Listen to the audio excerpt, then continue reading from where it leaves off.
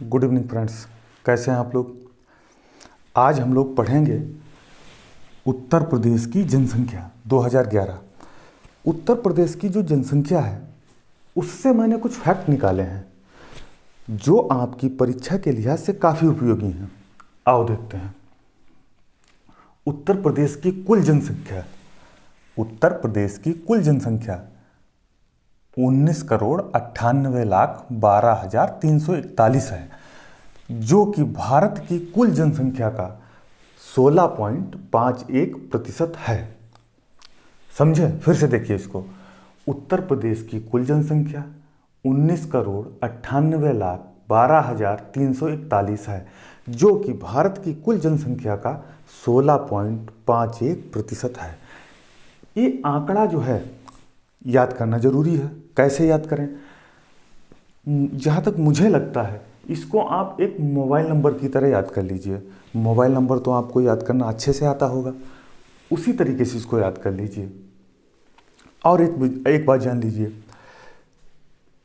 भारत की कुल जनसंख्या, भारत की, इसको आप नोट कर लीजिए, भारत की कुल जनसंख्या विश्व की कुल जनसंख्या का 17.50% है।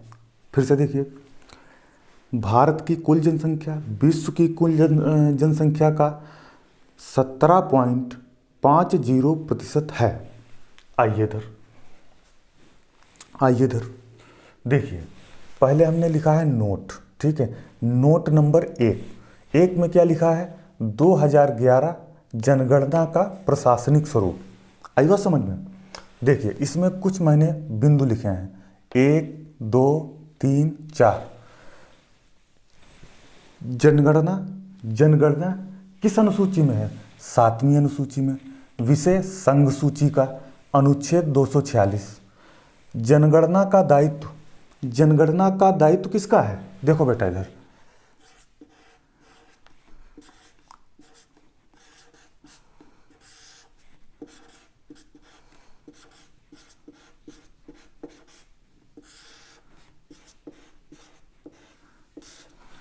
जनगणना का दायित्व किसका है?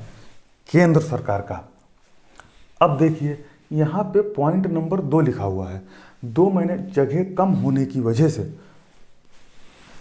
पॉइंट तो मैंने डाल दिया लेकिन लिखाया नहीं था। अब आप लिखिए, यहाँ पे आप इसी तरीके से इसके नीचे गोला बनाइए। उस गोले में आपको 5 बिंदु लिखने हैं। कैसे 5 बिंदु? जैसे ए लिखे हैं, 1 2 3 4 5, इस तरह से बिंदु आपको लिखने हैं, ठीक है।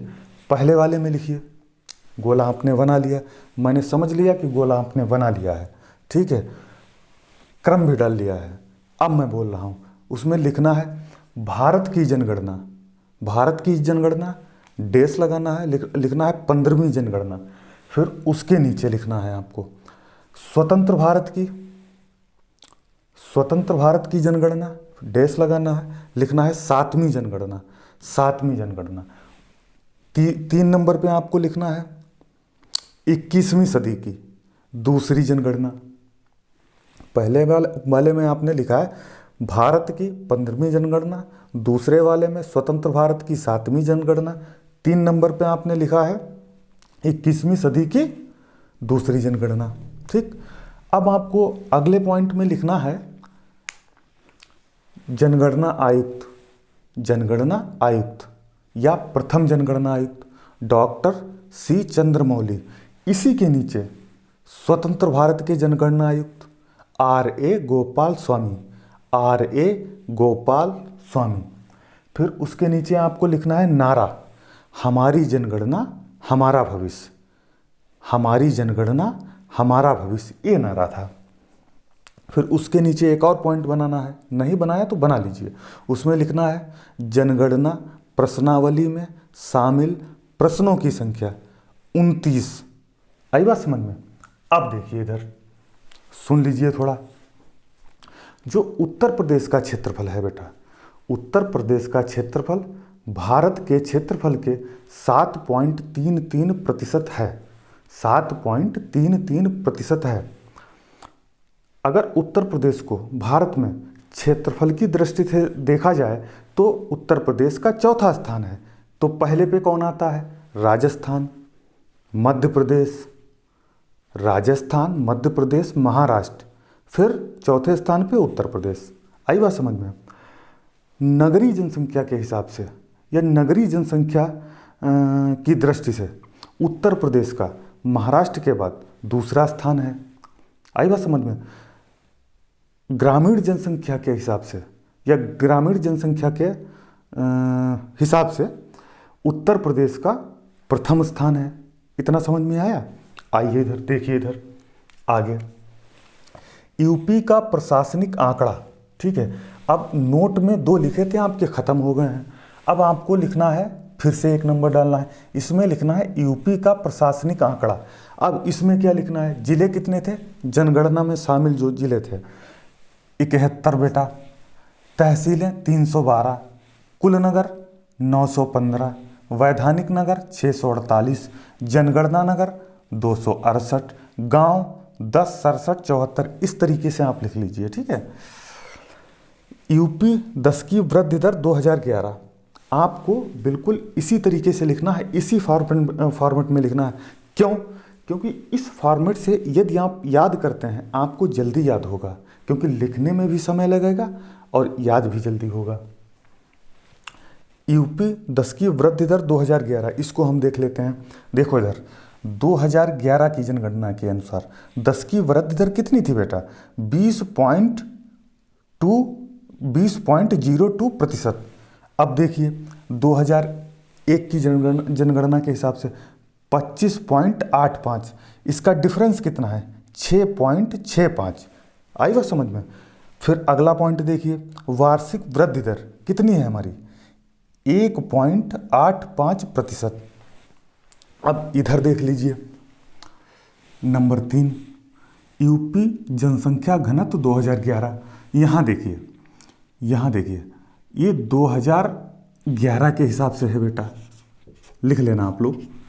ये 2001 के हिसाब से है।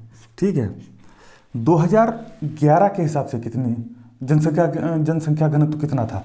829। सबको पता होगा, पढ़ा भी होगा। ठीक है, फिर 2001 में जनसंख्या घनत्व कितना था? 690। इसका अगर हम डिफरेंस देखेंगे तो कितना आता है?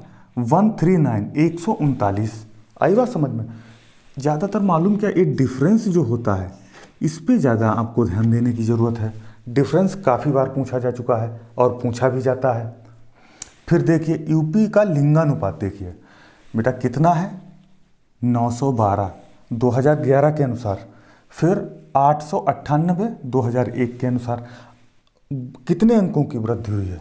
ये डिफरेंस हमने निकाला तो 14 अंकों की वृद्धि हुई है, आपको याद रखना है। फिर देखिए साक्षरता कितनी है यूपी की? साक्षरता 67.7। इसमें मेल भी हैं फीमेल भी हैं। आई बात समझ में? अब देखिए